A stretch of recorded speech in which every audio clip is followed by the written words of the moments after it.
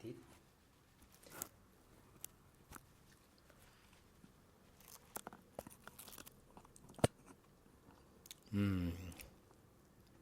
Yum.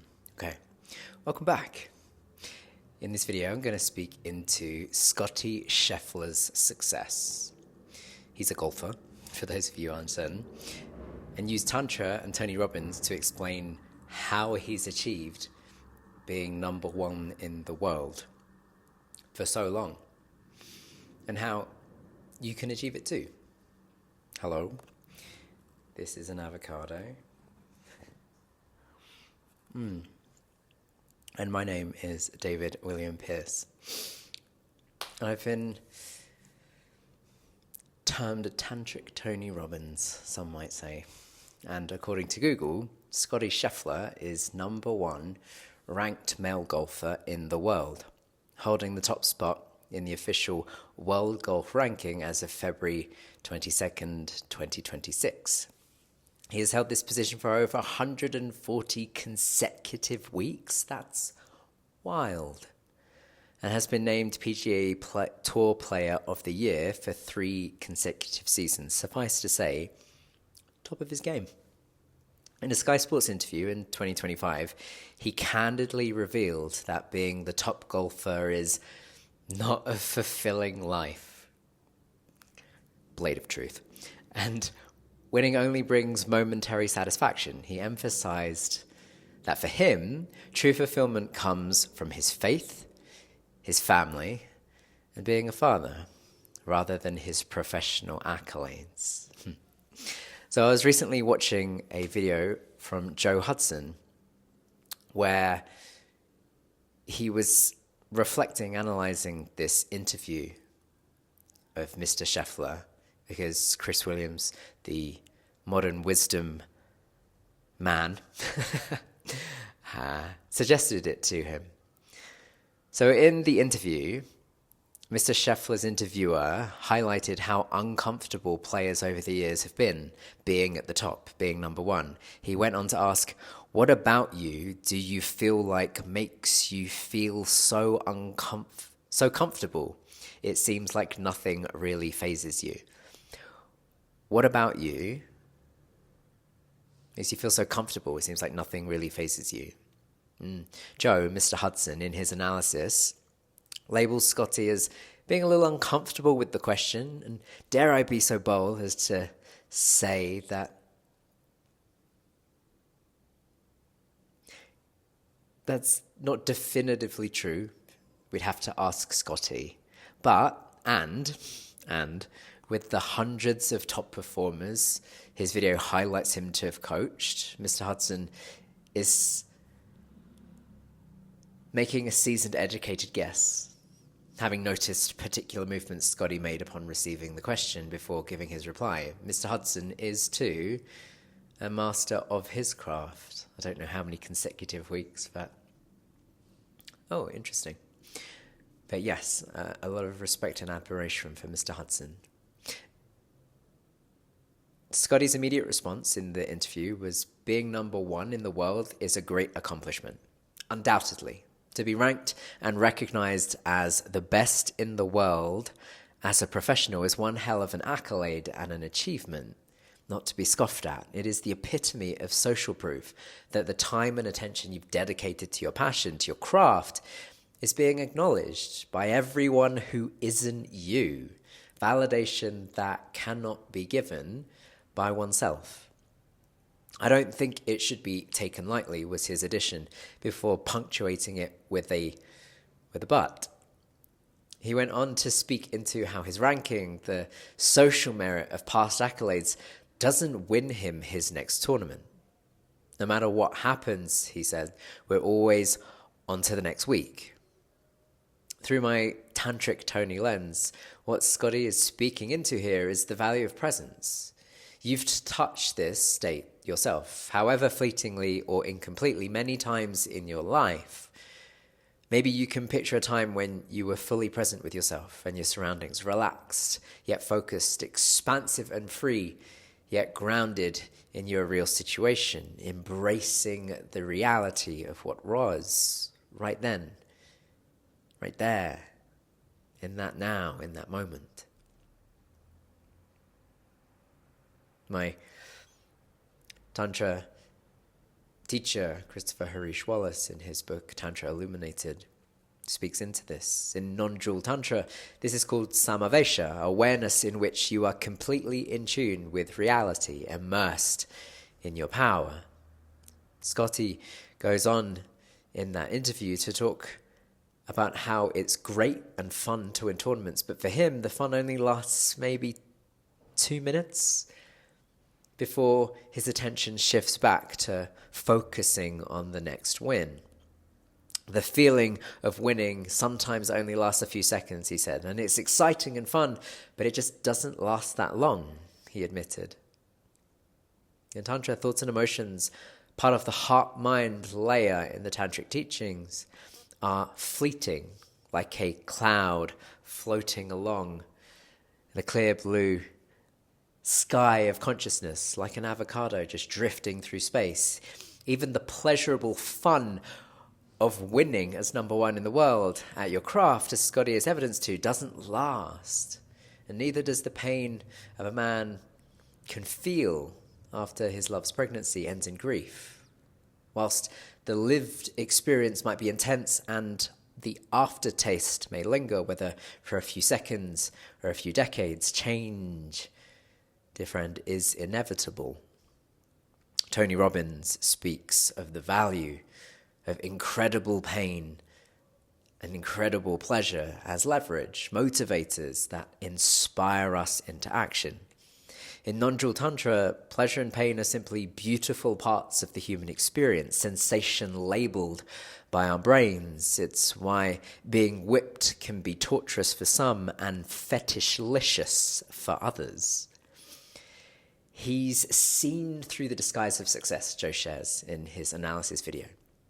No matter what, if you've succeeded in anything, then the question is, what are you going to do next? He speaks about how this is just how our minds work, as well as the expectation the world puts upon us all. Tony speaks of the 6 basic needs of human beings. I'll leave a video there with them in for you, and how growth is one of them. If you don't feel like you're growing, you'll feel like you're dying, he says in his audiobook. Joe attributes a quote to Eckhart Tolle, pronunciation unsure, and I'm paraphrasing here, whereby the reason that winning feels so good is because for 1 or 2 moments, you're not thinking about what you have to do next. You can just be present in the moment. A respite from the chatterings of the mind before it excretes its next thought sausage. Whilst I'd reframe Joe's observation of everything being futile, that interpretation that some can and do take, to simply, I would reframe that as everything's fleeting. And that's to say that it's not that it has no meaning, it's just that it doesn't mean everything. And he's right. Everything comes and goes in the theatre of the universe as it vibrates itself into being, dancing ecstatically in the animation of its completely perfect divinity. To quote the Tantric sage Abhinavagupta, freedom, according to Tantric teachings, is one of the 6 powers of universe, God's innate essence. And so by extension, ours, as we are all made of God in varying degrees of concealment and revelation. Recognizing and remembering that is the spiritual path in a nutshell, the dipping of the proverbial tea bag until life becomes more delicious tea than life-giving water. Speaking of, cheers.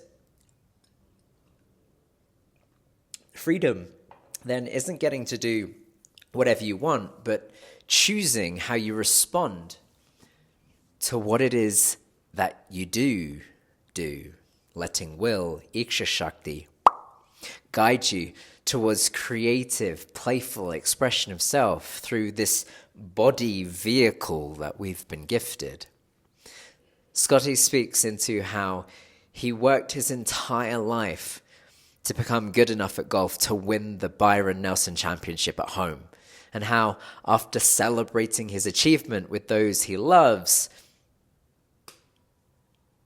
life goes on. Whether you're chasing the highest of highs and achieve it like Scotty,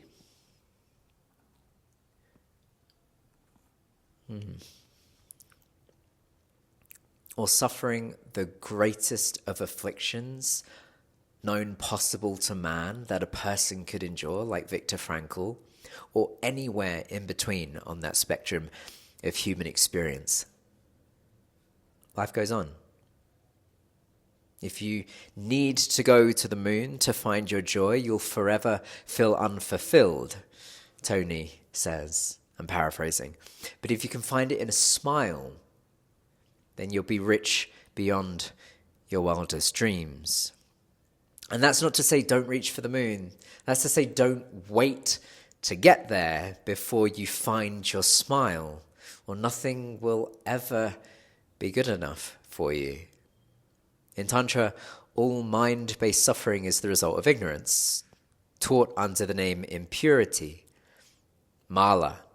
In scripture, my teacher, Christopher Harish Wallace, writes in his book Tantra Illuminated that it's the sole cause of bondage. That is to say, that feeling we get of not feeling free, called Āṇava-mala, or the impurity of individuation. It's the false belief that we adopt as we develop, this story that says, I am not enough, or a variation of. And that's because we are made of the same stardust that makes up everything. The same limitless potential that makes the entire universe, everything and anything possible. You have that within you. That feeling of not enoughness is just how your brain has rationalized the fact that you can grow limitlessly. You have limitless potential residing within you, which, as Tony pointed out in his 6 basic needs, is the gift of being alive. If you don't feel like you're growing, you'll feel like you're dying. To get to live out your dreams is very special, Scotty acknowledged. It's fulfilling from a sense of accomplishment, but it's not fulfilling from the deepest places of your heart, he went on to share.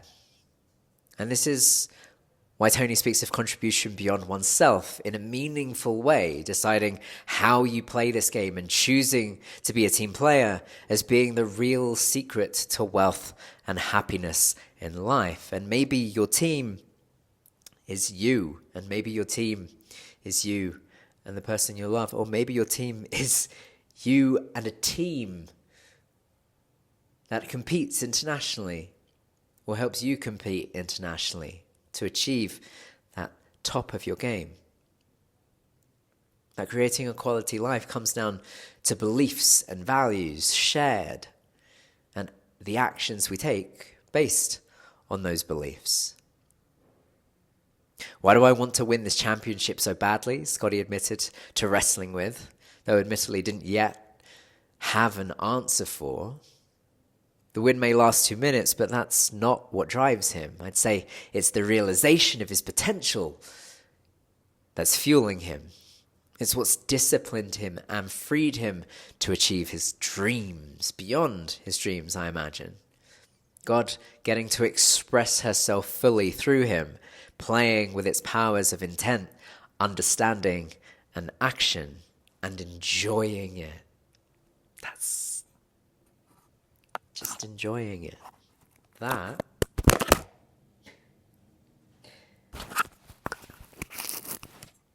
is liberation. Just being able to simply enjoy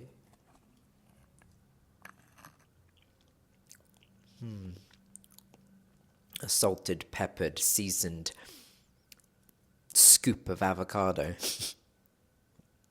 I love being able to put in the work. I love being able to practice. I love being able to live out my dreams, Scotty chuckled in the interview. And Tantra says, we don't have to be Scotty Scheffler or Michael Jordan or Roger Federer to achieve this. It's available to us in any and every moment. Once you can destabilize and dissolve deep-seated, skewed mental constructs about yourself, or at least the ground upon which they effervesce to the surface. And if, dear friend, you are an aspiring athlete, businessman, partner, mother, brother, son, the next Roger Federer, and you desire to unlock the secret to success like Scotty and Roger and countless others, this is the work I do with the Clarity Protocol. The difference between outstanding and excellent, Tony Robbins says, isn't skill, it's standards. When you decide with unwavering conviction and take aligned action to bring will, divine will, into being by integrating what you learn in a way that elicits deep pleasure, that, dear friend, is when you'll find success beyond your wildest dreams. So, when you're ready for that, you can find an application to work with me in the description. Thank you for joining me. See you in the next video. Don't forget to smile. Don't forget to smile at life unfolding actively as you play a passive role in the active unfolding of your life. There we go. We got there. Bye, friends.